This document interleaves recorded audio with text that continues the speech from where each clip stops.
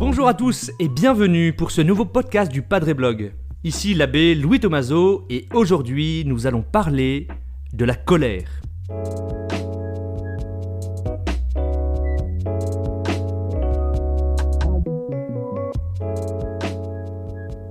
La colère, vous le savez, existe dans notre vie d'être humain. Tous les jours, on peut en être victime, on peut parfois en être même l'auteur.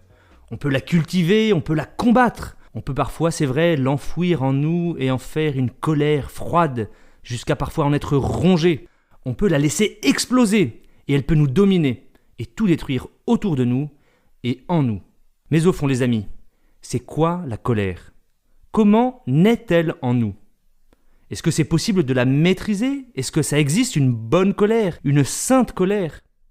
La colère est-elle parfois un moteur d'action positive dans notre vie ? Toutes ces questions sont bonnes et on a vite fait d'y répondre trop vite en condamnant une colère ou au contraire en la justifiant.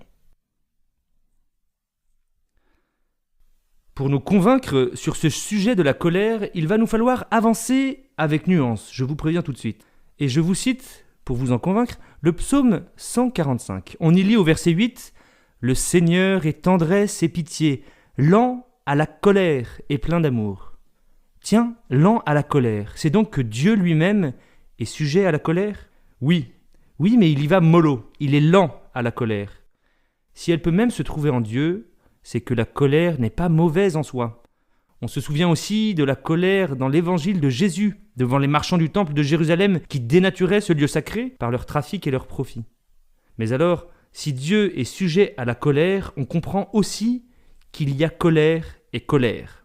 Être lent à la colère signifie que Dieu ne se laisse pas déborder par sa colère, il en reste le maître. Alors, essayons d'approfondir ce qu'est la colère. La colère, c'est d'abord une passion, c'est-à-dire un mouvement intérieur non choisi.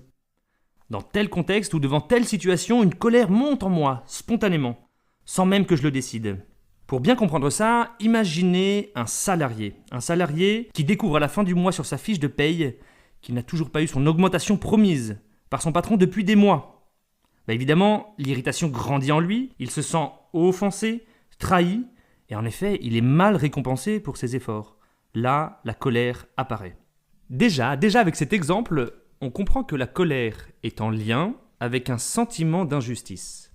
Un sentiment qui existe en nous-mêmes. Les anciens philosophes, Aristote, Saint-Augustin, etc., appelaient d'ailleurs la colère un désir de vengeance. C'est-à-dire, en fait, un désir de rétablir la justice là où elle manque.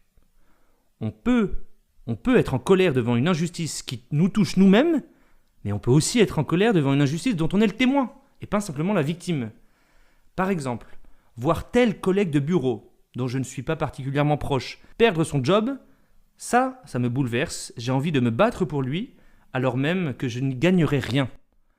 Dans tous les cas, la colère jaillit quand une situation, un événement présente comme un décalage entre ce que moi j'estime juste et normal et ce qui se passe en réalité. C'est ça l'origine des colères qui ponctuent notre vie professionnelle, familiale et amicale. Alors jusqu'ici, nous avons exploré ce qui fait naître la colère, ce qui en est l'origine. Et vous, en vous plongeant dans vos propres souvenirs, plus ou moins récents, vous pouvez chercher calmement ce qui vous a mis en colère dernièrement, ou encore ce qui vous met généralement en colère, ce qui généralement déclenche votre colère. Et d'ailleurs, à ce titre, nous ne sommes pas tous égaux. Alors, avant de voir comment il nous sera possible de gérer cette colère qui, je vous le rappelle, la plupart du temps naît en nous sans notre consentement, sans notre volonté, posons-nous la question un instant de la moralité de la colère. En confession, les prêtres entendent parfois un aveu du genre « je suis trop enclin à la colère » ou alors « sous l'emprise de la colère, je me suis fâché avec mon conjoint, avec mes enfants, sur mon voisin ». D'où nous vient ce sentiment de culpabilité après une grosse colère ? Est-il toujours justifié ? Eh bien, pour répondre à cette question, je m'appuie sur un ouvrage qu'on vous a déjà cité, l'ouvrage de Pascal Hide et de Luc Hadrian, Les 7 péchés capitaux. On l'aime bien, ce livre. Alors, pour évaluer la moralité d'une colère, en fait, c'est assez simple. 3 conditions doivent être étudiées. L'objet, l'intention et la proportion. Pour que cette colère soit juste bonne, légitime, morale, il faut que l'objet de cette colère, ce qui la déclenche, soit juste. Il faut que l'intention de celui qui porte cette colère soit droite, et enfin que la réaction qui découle de cette colère soit proportionnée. La colère tombe alors dans le côté obscur de la force, c'est-à-dire qu'elle devient un péché, quand elle est soit injuste, soit vindicative, soit démesurée. Alors, qu'est-ce qu'un objet juste ? Je vous prends un exemple dans le contexte scolaire. Imaginez, vous êtes parent d'élève et votre fils, cette année, n'en a vraiment pas fiché une. Logiquement, ses résultats en maths et en français ont dégringolé et vous êtes convoqué par le directeur pédagogique. Frustré que vous êtes par l'inadéquation entre le désir que vous avez de voir votre enfant réussir, désir normal, naturel, et le réel, qui est franchement décevant, vous arrivez piqué au vif au rendez-vous et vous défoulez votre colère sur le pauvre directeur qui franchement n'y est pour rien. Quelques noms d'oiseaux jaillissent au passage. Vous vous emportez légitimement dans ce cas-là ? Est-ce que l'objet de votre colère est juste ? Non, non. Le directeur, lui, fait son boulot. Il vous convoque et il essaie juste de trouver une solution à cette difficulté. Alors prenons un autre exemple. Votre fils a un ami dans sa classe qui est porteur d'un handicap physique. Et il vous raconte un soir, combien il est malheureux de voir son copain être sujet des moqueries de beaucoup des autres élèves. Et encore plus triste, il vous raconte que les professeurs ne font pas grand-chose pour le soutenir et le protéger. Là, vraiment, c'est la colère qui monte. Un sentiment d'injustice apparaît en vous, et vraiment, légitimement, une colère qui vous prend aux tripes, quoi, qui vous pousse à trouver un moyen d'agir pour améliorer la situation de ce pauvre enfant. La colère a un objet juste. Alors maintenant, qu'est-ce qu'une intention droite ? Prenons un exemple très propice à la colère, celui du voisinage. Imaginez depuis qu'il a un chien, votre voisin vraiment exagère. Il le laisse aboyer tous les soirs au lieu de l'enfermer ou de lui acheter une muselière, et ça vous prend la tête, ça vous empêche même de vous concentrer. Après lui avoir demandé gentiment de trouver une solution, et devant son obstination, il prétend que l'éducation d'un jeune chien doit passer par là, vous décidez de ne plus tailler cette haie qui vous sépare de son jardin. Vous vous justifiez vous-même en disant « Oh, ça limitera bien un peu le bruit de ses aboiements ». Mais vous savez surtout que ça va lui ôter définitivement tout espoir d'avoir un peu de soleil sur son carré de pelouse qui lui sert de jardin. Dans cette situation, est-ce que vous êtes mu par un désir de justice ou bien plutôt par un désir de vengeance ? Je vous laisse étudier la question. Maintenant, qu'est-ce qu'une réaction proportionnée ? Vous l'avez compris, la colère nous pousse à l'action, nous pousse à agir. Et cette action, quand bien même l'objet serait juste et l'intention droite, doit toujours être proportionnée à l'injustice qui est la cause de la colère. Et là, pas besoin de chercher très loin, les faits divers de nos journaux regorgent d'exemples de réactions complètement disproportionnées. Par exemple, une femme blessée au couteau par son conjoint parce qu'elle a, pour la 3e fois, accidenté la voiture. Ou encore, un homme lynché par un groupe de jeunes pour un mauvais regard. L'offense à l'origine de la colère est éventuellement réelle, justifiée. Mais la réaction est sans commune mesure, en fait. Vous le voyez, vous le comprenez, si une colère manque d'un de ces 3 éléments, c'est alors qu'elle relève du péché. Il lui faut un objet juste, une intention droite et une réaction proportionnée pour ne pas être un péché. Mais, à l'inverse, on comprend que une colère qui remplit ces 3 critères, non seulement n'est pas un péché, mais au contraire est un acte vertueux, bon et souhaitable. Ainsi, le pape Saint Grégoire disait, je vous le cite, « La raison se dresse plus vigoureusement contre les vices quand la colère qui lui est soumise lui apporte ses services. » Tout est dit en fait, la colère peut être au service de la vertu. La colère qui jaillit en nous doit être soumise à notre raison, à notre intelligence, à notre analyse, pour pouvoir en fait être dirigée dans la bonne direction. D'ailleurs, je ne sais pas si vous avez remarqué, mais la colère peut nous faire déployer une énergie phénoménale. Et donc cette énergie, si elle est bien orientée, elle peut faire des merveilles. Elle peut effectivement s'attaquer à l'injustice, voire même rétablir la justice. Alors prenons maintenant le temps de voir comment la colère peut être un péché, et en effet, elle peut l'être de 3 façons. Par la colère, nous pouvons blesser Dieu, les autres, et même nous-mêmes. Voyons d'abord comment la colère peut être un péché contre les autres, contre notre prochain. Vous avez peut-être déjà vu quelqu'un s'énerver, s'emporter contre une machine qui ne fonctionne pas et donner un gros coup de pied dans sa voiture. Imaginez que ce mécanisme se déroule envers une personne. Eh bien, ce sera beaucoup plus grave. Le plus dramatique, c'est quand la colère vient polluer les relations avec nos proches, avec ceux que nous aimons. L'amour que nous portons à nos proches, l'amour naturel, donne en fait la mesure de notre déception. Ainsi, pour des détails, un couple peut être ébranlé, profondément ébranlé par la colère qui jaillit dans le cœur d'un des conjoints. Certains ressentiments qui nous habitent peuvent grossir en nous, mûrir lentement et sortir d'un coup en colère complètement incontrôlée. Cette colère qui jaillit en violence verbale, physique, est souvent liée en fait à la difficulté que nous avons d'accepter l'autre dans sa différence. Il a par exemple des opinions différentes, un rythme différent ou des priorités différentes. Tout cela en fait fait grandir en nous un malaise qui, pas à pas, devient intolérable. Et c'est là qu'un détail complètement anodin de la vie quotidienne peut devenir le prétexte à une explosion de colère qui alors ne se laisse plus dominer et contrôler par la raison. Comment la colère peut-elle nous faire pécher contre nous-mêmes ? Vous le savez, les fautes et les erreurs que nous commettons, ou parfois même certains traits de notre caractère, peuvent nous mettre en colère. Mais en colère cette fois-ci, bien sûr, contre nous-mêmes.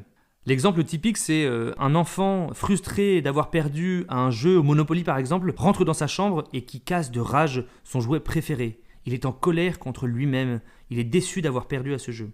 Un autre exemple, c'est ce commercial qui est vraiment déçu d'avoir raté un contrat qui aurait pu lui permettre d'avancer professionnellement. Il enrage au volant et prend des risques complètement inconsidérés en accélérant sur l'autoroute, etc. Les exemples sont multiples. Ces colères, en fait, qui sont ruminées et que l'on garde en nous-mêmes, sont réellement dangereuses pour nous-mêmes. On peut même parfois, et c'est le comble, on peut même parfois être en colère de s'être mis en colère. Encore une fois, je me suis mis en colère, et cela entretient cette colère que j'ai contre moi-même.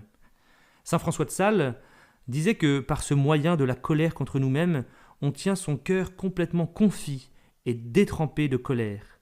Le conseil qu'il donnait alors, c'est « il faut donc avoir un déplaisir de nos fautes, c'est vrai, mais qui soit paisible, rassis et ferme ». Et enfin, comment la colère nous fait-elle pécher contre Dieu ? Eh bien en fait c'est tout simple et on connaît tous, je pense, cette situation. Quand Dieu semble sourd à nos prières, qu'il semble détourner son regard de nos désirs. Cela peut aller et nous pousser jusqu'au blasphème, au sacrilège, ou tout simplement à abandonner toute relation avec Dieu. En fait, ça nous semble complètement légitime. Dieu ne m'aide pas, il ne semble même pas se soucier de mon existence, alors, à mon tour, je me détourne de lui, œil pour œil. Mais on oublie qu'en fait, cet enfermement ou cette coupure de Dieu, entre Dieu et moi, est la définition même de l'enfer. Être coupé de Dieu et des autres, être imperméable à l'amour et incapable d'aimer, c'est ça la définition de l'enfer. Il y a là en fait pour nous un grand danger spirituel. Alors une fois qu'on a vu les possibilités de dérive dans lesquelles peut nous mener la colère, on se pose légitimement la question de comment remédier à ces colères qui nous mènent au péché. En fait, je répète ce que j'ai déjà dit. D'abord, il faut analyser notre propre colère, la soumettre à la raison et se poser ces 3 questions. A-t-elle un objet juste, une intention droite et une réaction proportionnée ? Et déjà, nous pourrons avancer beaucoup avec ces 3 questions. Ceci dit, je vous donne en plus quelques petits conseils qui peuvent vous aider dans des cas particuliers. Le premier conseil, ce sera devant une colère ou devant une situation qui vous met en colère, prendre du recul. En fait, accepter de s'éloigner, de mettre de la distance entre vous et la situation, vous et la personne. Ne pas réagir à chaud. Je me calme et paisiblement je décide, avec ma raison, avec mon intelligence, de la bonne attitude à avoir en pareille situation. Si c'est trop tard, eh bien je garde cette expérience que j'ai pour que la prochaine fois, je ne me banane pas et que je ne tombe pas dans une colère que je n'aurais pas contrôlée. Deuxième conseil, se mettre à la place de l'autre. Ça, c'est un vieux conseil de bon sens. Et Sénèque disait déjà « Personne ne se dit « j'ai fait ou j'aurais pu faire ce qui me met en colère ». Tous, en effet, considèrent non les intentions de l'auteur, mais l'acte seul. Or, dit Sénèque, c'est l'auteur qu'il faut considérer. L'a-t-il voulu ou fait par hasard ? A-t-il été forcé ou trompé ? Mettons-nous à la place de celui qui nous fâche. Troisième conseil, lutter contre la colère, bien sûr, en utilisant les vertus contraires à la colère. Vous les connaissez déjà, la patience, le refus d'entretenir les rancœurs, la douceur, la bienveillance, l'humilité. Quatrième conseil, désidéaliser. Quand on idéalise l'autre, en fait, on prépare le terrain à notre propre colère. Parce que forcément, en fait, l'autre ne sera pas à la hauteur de l'idéal dans lequel vous le projetez. Quand on rêve d'une vie idéalisée, parfaite, là aussi on alimente la déception, très propice à la colère. Devant une situation qui me dérange dans mes habitudes, qui contrarie mes attentes, je peux toujours prendre le temps de décider si cela vaut le coup ou non de déployer la folle énergie de ma colère. Soit je fais le constat que l'objet est juste, que mon intention est droite, et que je peux prendre des moyens mesurés pour arranger la question. Mais je peux aussi décider de prendre mon mal en patience. Et même plus encore, je peux décider intérieurement de ne pas souffrir de cette situation qui, après tout, n'est pas si désagréable ou dont les conséquences ne vont pas très loin. 5e conseil, prendre le chemin du pardon. Oui, parfois, il arrive que nous soyons gravement offensés.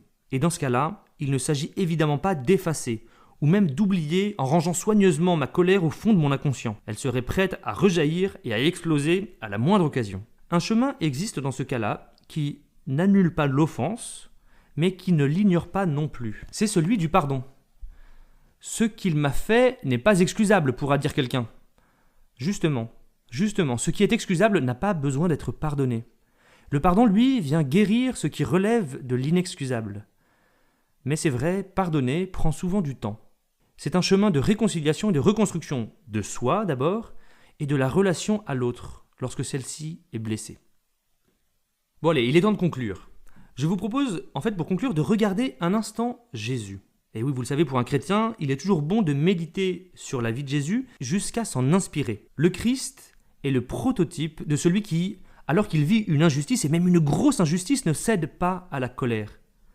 Bah oui, il a été condamné à mort tout en étant l'innocent par excellence. Quelle attitude adopte-t-il ? Celle de la bienveillance et du pardon. Il ne s'agit pas, attention, pour nous de rejouer la passion à chaque fois que nous vivons une injustice. En fait, sinon ce podcast et tous les petits conseils donnés ne serviraient à rien. Mais il s'agit pour nous de puiser dans le pardon que Jésus donne au monde entier sur la croix, d'y puiser la force d'abord de se pardonner soi-même, et puis ensuite de prendre le bon chemin. Ce chemin où la colère qui naît en nous sans notre volonté devient une force pour combattre l'injustice en évitant d'ajouter du mal au mal, mais en répondant tantôt par une colère juste, raisonnable, tantôt par une pédagogie bienveillante, et aussi parfois par le pardon. Acceptons aussi de progresser pas à pas sur ce chemin, et parfois aussi de nous tromper. Gardons toujours comme objectif ce beau verset de saint Paul dans la lettre aux Éphésiens que je vous cite et qui me permet vraiment de conclure. Si vous êtes en colère, ne tombez pas dans le péché. Que le soleil ne se couche pas sur votre colère. Ne donnez pas prise au diable. Aucune parole mauvaise ne doit sortir de votre bouche, mais s'il en est besoin, que ce soit une parole bonne et constructive, profitable à ceux qui vous écoutent. Soyez entre vous pleins de générosité et de tendresse. Pardonnez-vous les uns aux autres, comme Dieu vous a pardonné dans le Christ. Voilà, merci d'avoir écouté ce podcast sur la colère. Voilà, il était un peu plus long que d'habitude, mais je crois vraiment que ça valait la peine, car on a envie de se débarrasser de ces colères qui nous encombrent. Continuez à nous poser vos questions sur les réseaux sociaux, abonnez-vous pour ne pas manquer nos prochains contenus. Et moi, bien sûr, je vous dis à bientôt.